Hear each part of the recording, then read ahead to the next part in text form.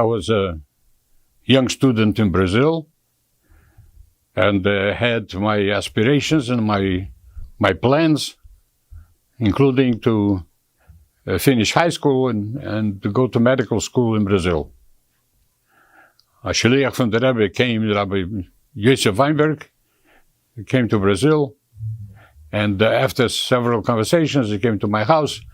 B'kitzur ha'inyan, short story is that I ended up coming to the yeshiva to learn in Bedford in Dean, the Lubavitch Yeshiva in New York.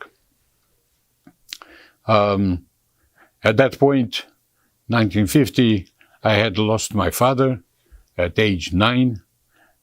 It was not easy to come, and not for me, and not for my family, for my mother.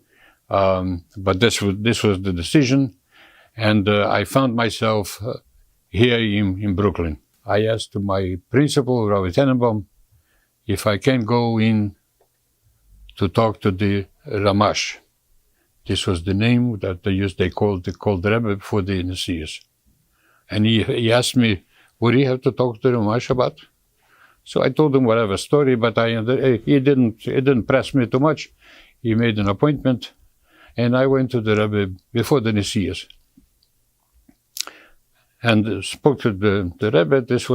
I was having a very difficult time here.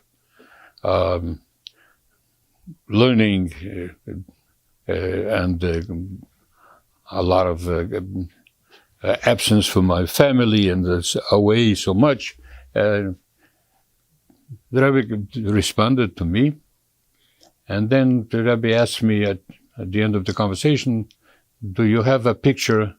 The Rebbe spoke in Yiddish. I understood Yiddish. Do you have a picture from the Rebbe? So I said yes. And the Rebbe said that so struggling the picture by mit dir, in Keshene or in the wallet, Mizman geb mal guck auf dem picture. When I was in Yechidus, in Tovshin Yud Zayin, on Yud Ches Oder, the Rebbe told me not to go to college at least 1 year, and maybe even more, and just give you koiches over to Limudei Kodesh. As a result of that, and the fact that I was going to Tomchet Mimim, and I spoke with my father was very upset about it. And I wrote to the Rebbe and I told him what the situation was. So my birthday is in Oder, and the nearest time when we came in was Shvat, so I went in Yud Shvat with my father. He was still not 100% happy, and the Rebbe suggested that I ask him, this was 4 o'clock in the morning, Yud Bei Shvat Tovshin Chai. The Rebbe suggested that I ask my father to come to the Farbrengen, Purim. The next time I saw the Rebbe was Pesach, Tovshin Chai, Achron Shel Pesach at the Farbrengen, and afterwards there was Koshel Bracha. I must have been one of the last ones. I waited to see how everybody else go. It must have been about 1, 2 o'clock in the morning, maybe even later. And I wouldn't even thought that the Rebbe would recognize me. And as I went by, the Rebbe said, how's everything with your father? His situation improved. And this was somebody, a boy of 18, who really was not here for that many years. I was in Yechidus 4 o'clock in the morning after a whole night of Yechidus and after days of Farbrengens. Yud Shvat was Friday night, Shabbos. And Purim, Tovshin Chai, the Rebbe took a lot of mashke. The Rebbe was told, Balpeh, that Mr. Lou is at this Farbrengen. And Achron Shel Pesach, the Rebbe still had that in mind and sort of reminded me and said, how's everything going? The Farbrengen was upstairs in the small shul. And my mental picture is that there were not too many people there. Yeah. But I was standing, people were sitting from both sides of the table. I was standing on the side after one of the people sitting there and just listening. I couldn't understand too much. I tried to understand what the Rabbi was saying. The Rabbi was talking in Yiddish, and the Rabbi was talking in Hebrew, in Aramaic, Lashonis from Gemara, to Zohar, Kedema.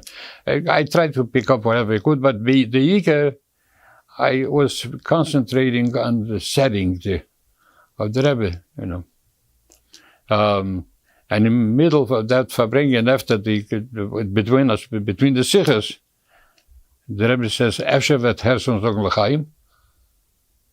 So they gave me l'chaim. I said, l'chaim, but this was the kiruf of the Rebbe to everyone, and especially a bocher. Didn't make a difference. How old, Geza, Nishkin Geza from Brazil, from another. So the Rebbe, this was, everything was yoker and everything was important.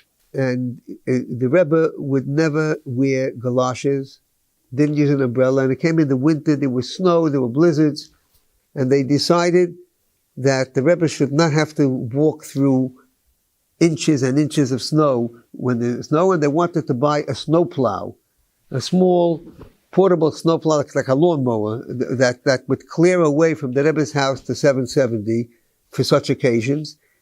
And only Bochurim were allowed to participate. I think we gave $10 each or something. It must have cost a few $100s. There was that tremendous care, a tremendous love, which was reciprocated in both directions between the Rebbe and the Bochurim. So l'chaim, zozayin atzlacha, we should all work. Each of us realize that my part, my life, is able to have a kesher, pnimi v'atzmi, with the Rebbe, and that in itself will help me to my geula protis, to redeem myself and to overcome my own distractions or points which need a lot of improvement.